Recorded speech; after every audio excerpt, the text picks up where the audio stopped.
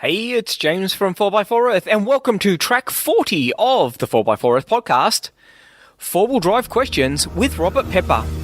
Join James from 4x4earth.com as he learns all there is to know about four-wheel driving, camping, fishing, and getting out and exploring our great country on the 4x4 Earth podcast.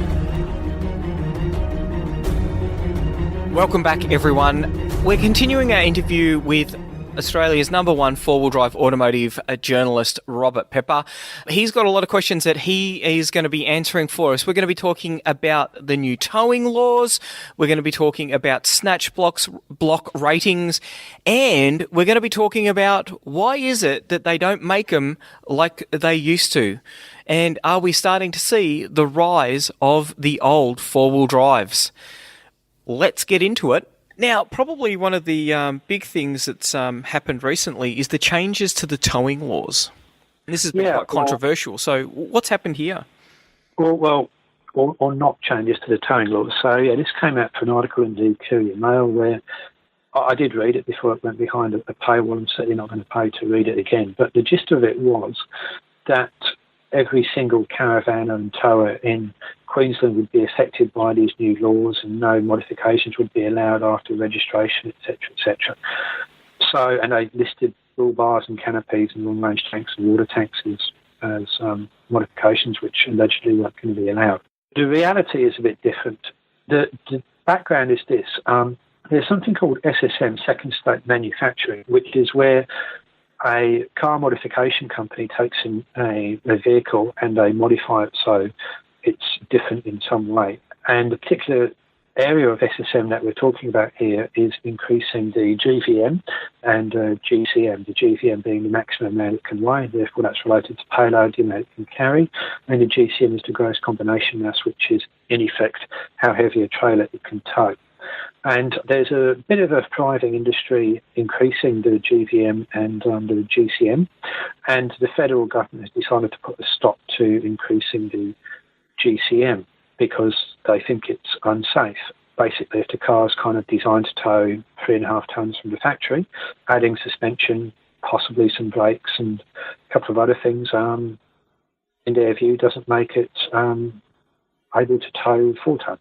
I tend to agree with that view. In fact, I think that pretty much every vehicle on the market has a tow capacity greater than what it should be, and you shouldn't attempt to tow to the maximum capacity. And that problem is exaggerated by the fact that the average caravan doesn't weigh as little as the manufacturers claim, and not only that, the weight distribution on caravans tends to be pretty ordinary.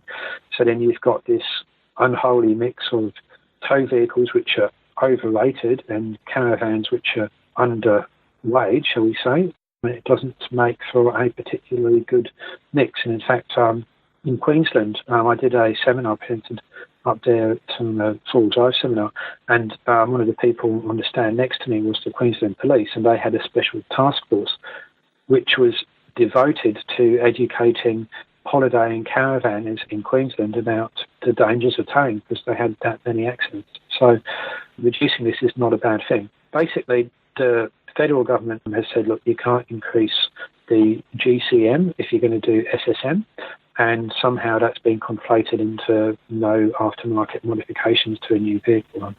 How that leap of logic was created, I don't know, but there you have it. Because it did create quite a stir, didn't it? Yeah, when you're told that you can't do any more aftermarket modifications, etc., to new vehicles, of course you're going to arc up. That was not the reality.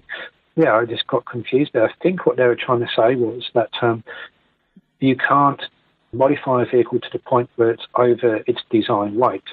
Well, of course you can't. That's why it's a design weight. That's been the case ever since design weights existed. So I don't get why that's something to make a song and dance about. Look, and here's the thing. If you just buy a vehicle that can tow 3.5 tonnes and you buy a caravan which is 2.5 tonnes, happy days, right? It's well within limits. You don't need to worry about your rear axle load or your towable mass or anything else. You've got that capacity in reserve. So this is only a problem when you want to tow extremely heavy trailers with vehicles that are right at the limit of their towing capacity. And my view is if you want to tow 3.5 tonnes, then get yourself one of the big American Utes and tow it with that. Much safer. I've done the back-to-back tow test, and let me tell you, something like an F250 or Silverado absolutely kills a 200 series when it comes to towing things over 3 tons. There's just no comparison. And I think that came out in the podcast that we did about why caravans crash. Yeah. There's a significant lack of training in caravan towing.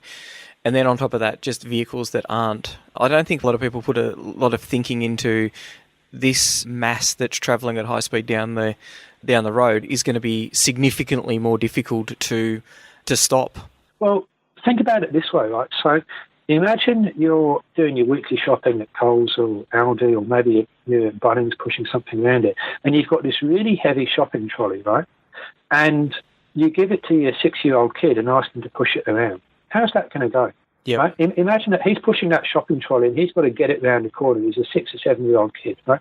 How's it going to go? How's he going to control that mass? And how are you going to control it? And as you know, an adult male, you'll be able to push it around the corner. It's exactly the same with a tow car, right? The safety in tow car comes from having a heavier tow car than the trailer you're trying to tow. And the shopping trolley example is exactly what it is. We in Australia are trying to be that 6 or 7-year-old kid pushing this massively heavy shopping trolley of shopping around high-speed corners and Coles. It's just not going to work. It's going to end in a crash.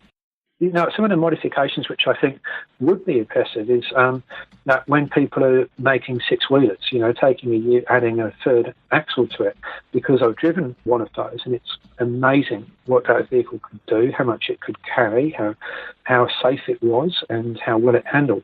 That is a good modification to make. And, if you had something like a 6x6 BT50 or Ranger or 200 series, I'd say, yeah, that should definitely be capable of towing way more than 3.5 tons because it's designed to do it. But simply just adding this better suspension to a standard ute, in my view, doesn't radically change its towing capacity. And I don't think it should be capable of towing 4 tons as a result.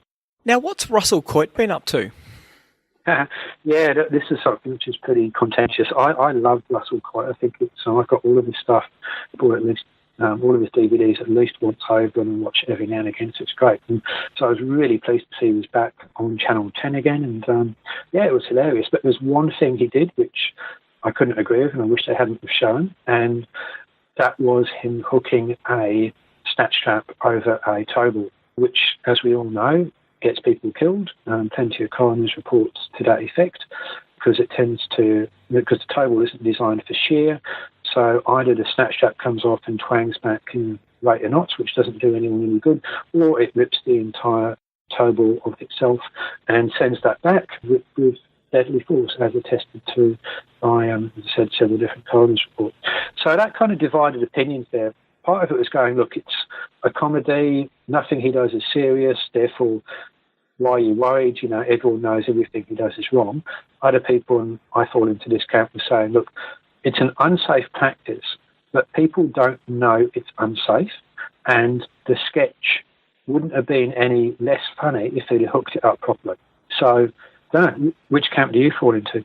If the tow ball came off and, he comedically got sconed in the head, that could educate some people.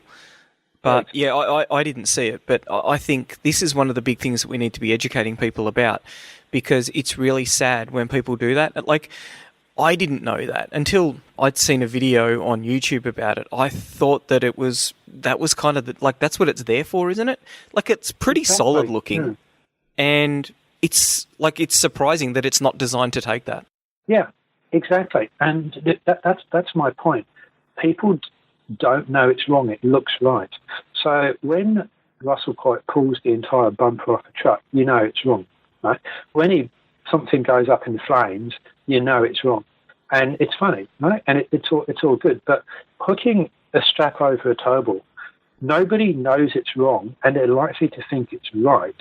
So why show it? And I think that was wrong of 10 to do that.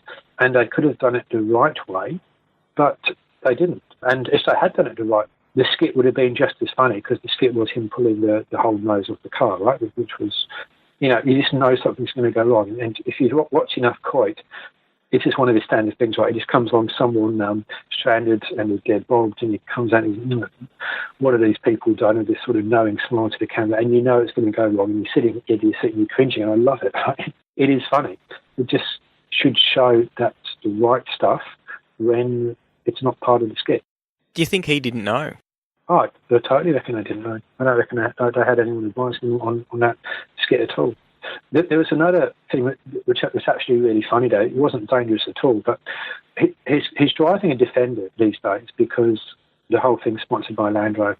And in one of them, someone else he found in the Outback there, they had a dead battery. So he pulls up his Defender next to them, gets out the jump leads, pops the bonnet, and connects the jump leads underneath the bonnet, and then runs the jump leads to the other car. And you know what's funny about that? What? Where's the battery in the Defender? It's underneath the driver's seat. It's not underneath the bonnet. Gold. So, but that was fine, right? That was wrong, but it was hilarious to people that knew Defenders. Yep. But it wasn't unsafe, so who cares, right? I mean, it was a good thing. If I was writing that, I'd have actually put that in as a little in-joke, and maybe they did. I kind of don't think they did, but it was great. It wasn't unsafe at all, so that was fantastic. So, yeah, watch Russell Coight. It's just great. In fact, I reckon for all four drive clubs should hold a sort of annual Russell Coight watching night. It's just great. Now, what's the go with nitrogen in tyres? The go is no go. So this comes up every now and again. Should you put nitrogen in your tyres? Well, newsflash, your tyres are 85% nitrogen already. So it's only 15%. Now, the nitrogen people, the last time I saw this was at Costco, believe it or not. So walking out of Costco with way too much alcohol, and they're going, oh, we do nitrogen fills, and just go, yeah, that's wrong. We'll post that on Facebook and tell everyone not to do this. So, okay, so your tyres are 85% nitrogen already. So what are the benefits of nitrogen? Well, race teams use it. Now, here's the thing. Whatever you see in motorsport doesn't necessarily translate across to the realities of day-to-day driving. It's not a given that what works in motorsport will work in day-to-day driving. Now, in a race car, your tyres get extremely hot, and we're talking pretty much boiling. Now, if you fill them with air has got air will expand. It's got oxygen in it. It's got water moisture in it, and then that creates an uncertain amount of pressure depending on whether the water is going to boil up or not. And that's no good because you want to run your race tyres at a very, very precise temperature and a very, very precise pressure. 1 psi will make a difference to a race car. So that's why they use nitrogen, which is an inert gas, and it's also a very dry gas, and so they can control that. Now, in the reality of day-to-day road driving, that is not the case. We don't care. We're not that sensitive to 1, 2, 3 psi pressure. You wouldn't notice a 3 or 4 psi pressure change, probably not even 5 or 6 pressure change. And our tyres don't get that hot either. So you don't need to run it from those reasons. Then there's the nitrogen molecules are bigger, so it doesn't seep out as much, and you check your tyre pressure as much. Well, that's true technically, but car tyre pressures only run 35 psi, and it's not as if all of the air leaks out anyway, and it's just changing the interval which you change your tyre pressures, and us four-wheel drivers, we're always increasing, decreasing tyre pressures anyway, so that doesn't really make a difference. What's the other thing? Oh, yeah, that's the other thing, that the oxygen apparently has... this is actually, again, nugget of truth, but in reality, no real point to it. That water pressure, air has water molecules in it, and then that leaks out, and then it makes the belt of the rubber, a belt of the tyre, rust. Again, true, but over such a long period of time, it doesn't matter. You would have worn out your tyres through sheer age, 5-7 years, or more than likely wearing it out through tread wears. So here's the lowdown on nitrogen in tyres. The benefits claimed are not true to any significant degree for the four-wheel drivers or anyone other than a race team, and you are wasting your money if you pay for a nitrogen fill. Good to know.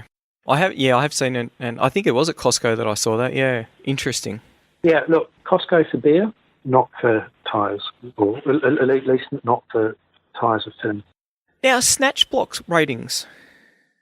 Yeah, so another reader question is going, look, I've got a, I think it was a £16,000 winch. What sort of snatch block do I need to buy? Do I need a £32,000 winch? £32,000 snatch block in order to be safe? So the answer to that is no, you don't. So let's convert things to kilograms. So £16,000 is about 7,257 kilograms.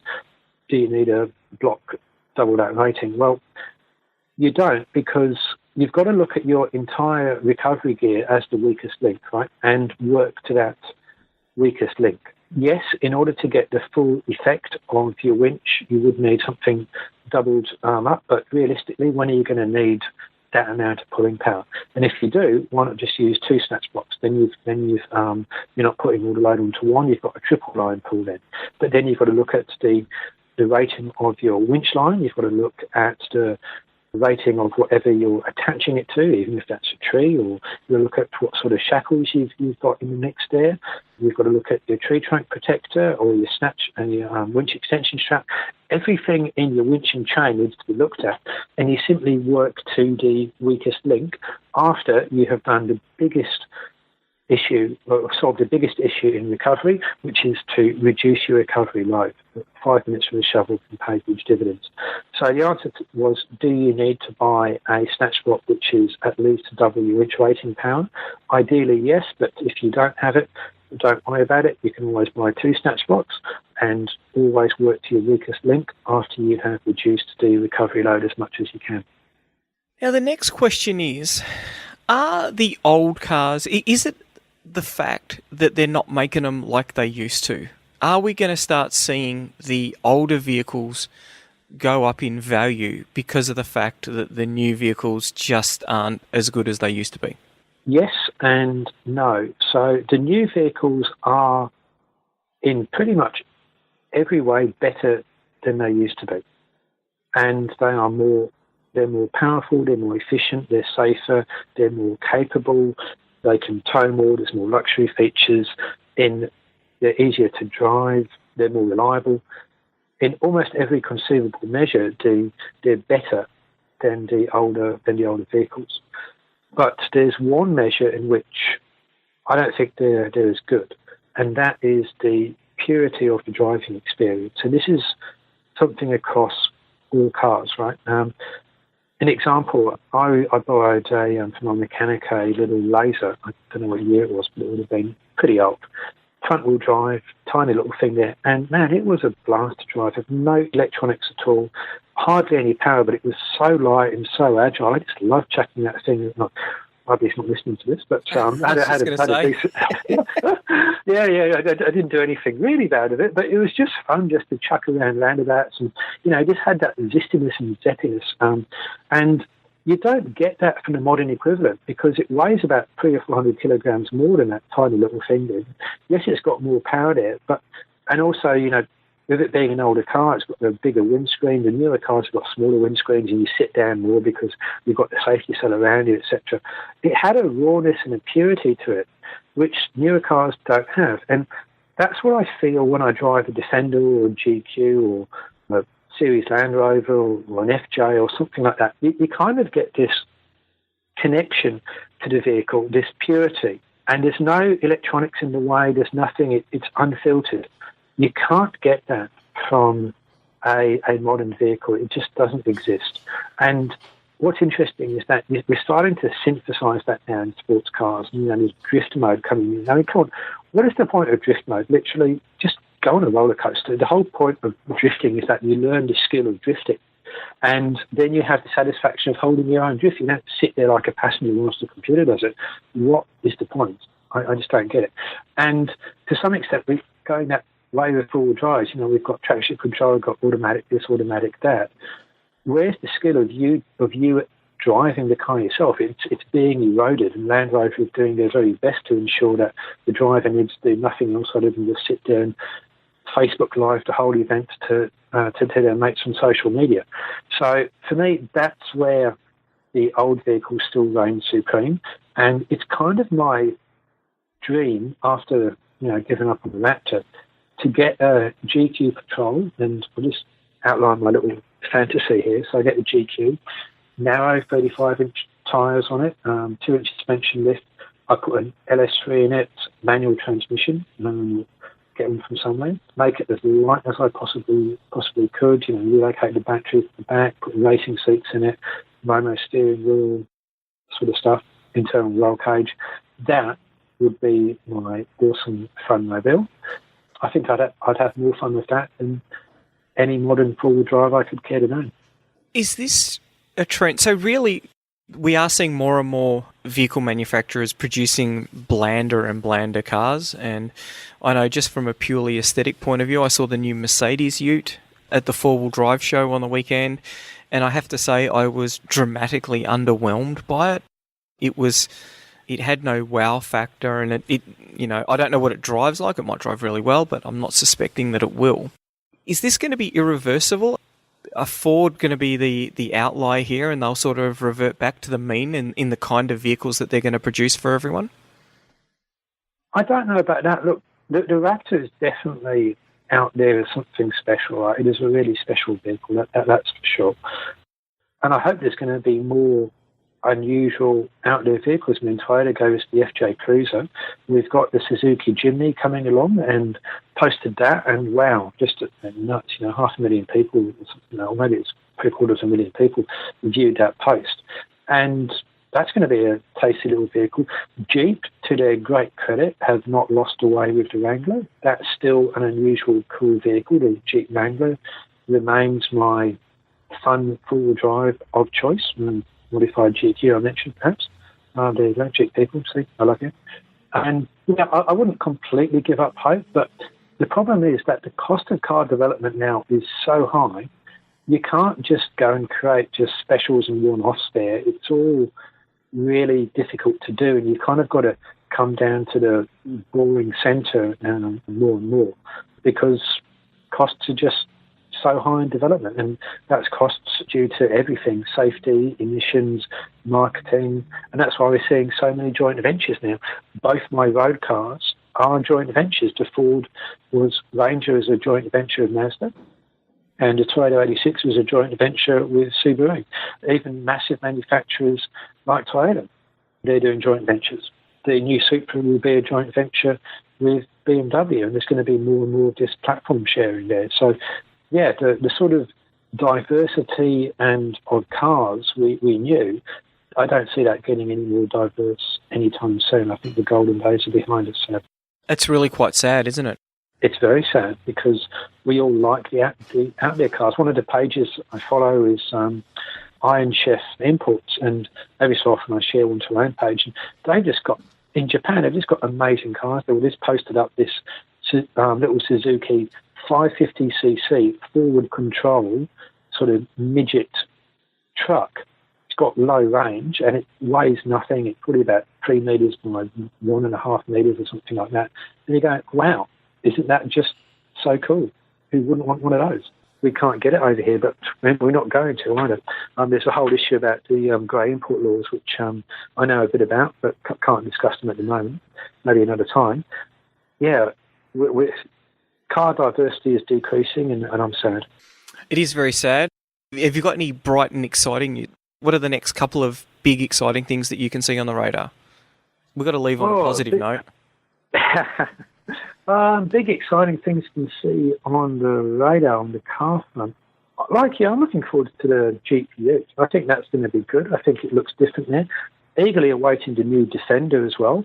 I hope that they've actually made it practical and not just made it look like a hipster's wet dream. So those are my two big ones that I'm really looking forward to. So what else? Can't really think of much from the Land Rover. The Ford Bronco, that could be pretty cool as well. And I'm also wondering if Ford are going to take the Raptor concept and apply it to the Everest, which would be interesting. What do you think of an Everest Raptor if that was ever going to come about? I'm not too sure about that.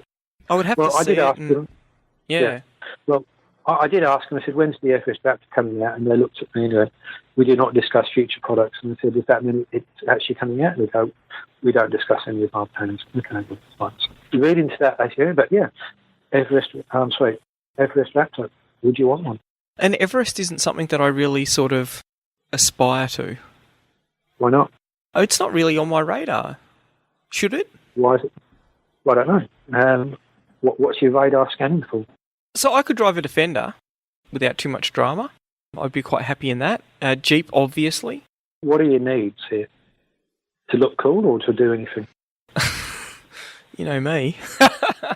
I want to go four-wheel driving. I want to be able to... And that's... So Okay. The vehicles that I've had, like the Maverick, that was a great vehicle because I was an awful four-wheel driver. I was a really, really bad four-wheel driver back then, and that enabled me to keep up with everyone else because there's nothing worse than being that guy who is the least capable driving the least capable vehicle, because that is just a crappy day of four-wheel driving. It's lots of fun recoveries for everyone else. It's a crappy day of driving. I've been that guy. In the Patriot, I was that guy. It was stressful and lots of expensive sounding bashing from underneath, which worried everyone in the family. The Maverick was epic because it was really good fun and it compensated for my lack of ability. I gained a small amount of ability and then went to the Wrangler Unlimited, and that was great. You know, looked good, and once again, an incredibly capable vehicle, and I can't think of anything that I couldn't get through right up until the last day that I was driving it. And then the BT50, same deal, a great daily driver with a very capable, and you know, mine's almost stock, so it's got the unique bull bar on it. I put a snorkel on it, of course. I haven't even lifted that. It's got some BF Goodrich all-terrains on it. So it hasn't even lifted it, and once again, from what I wanted to be able to do, it's done a great job of that. Okay, so if I summarise your requirements, you want to be able to take your family off-road touring, right? Yes, yep. And it is good. Okay. It is. I mean, even then, like when we went to the last gathering, we took two vehicles. So just because of the fact that a big family, Lizzie had to take Big Bear for some unknown reason, and there was a whole heap of extraneous crap that you need to bring along when you're going camping with your family. Having said that, if we'd set up the tub a bit better, we probably could have got away with the one vehicle. Okay, well, put a service body on the back of your BT50 and then your problems will be solved. I'm a huge fan of service bodies. I love them on the back of the Ranger. I couldn't see myself going back to a tub and canopy now. Yeah, yep. So, yeah, I'm not too sure, but I am kind of looking... It'll be interesting to see what the new Defender's like. Yeah, that might be my next vehicle. I don't know. I have to see. But how do you find the BT50's off-road capability relative to your Wrangler? Probably did harder tracks with the Wrangler. Once again, I don't think that was lifted. I think the Wrangler probably had a little bit more room underneath. Yeah, probably the Wrangler, I would say. But, you know, both of them are very, very capable. And for the kind of driving that we do, which is, you know, your generic family driving, we're not out to conquer 20 kilometres of double black up a vertical cliff face. It's been, you know, eminently capable for us. Both of the vehicles have been eminently capable, yeah. Yeah.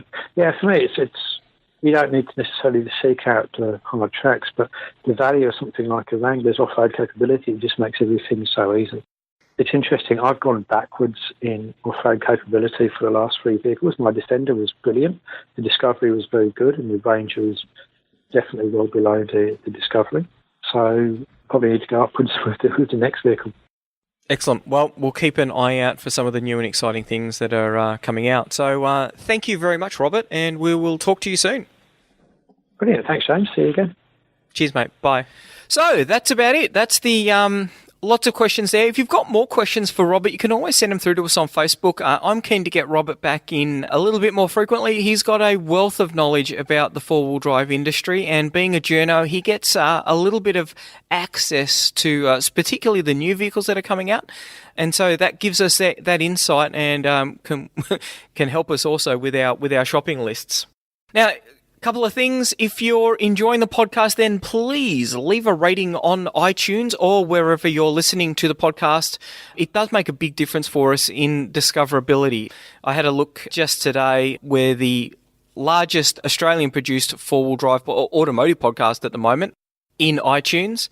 And not only that, out of the top 10 episodes, automotive podcast episodes in Australia, 4 of them were 4x4 Earth episodes, which I think is pretty cool. So keep those ratings coming in. Don't forget to check out the merch, the 4x4 Earth t-shirts. That helps keep the servers on. So buy your t-shirt, buy your stubby holder, buy your cap. It all helps to keep the lights on as we're producing the podcast. That's about it. Hopefully I will see you on the track someday. Bye.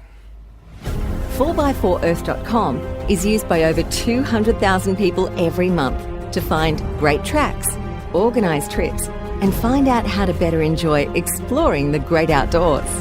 There's over 1,000 tracks and 300 campsites ready for you to explore.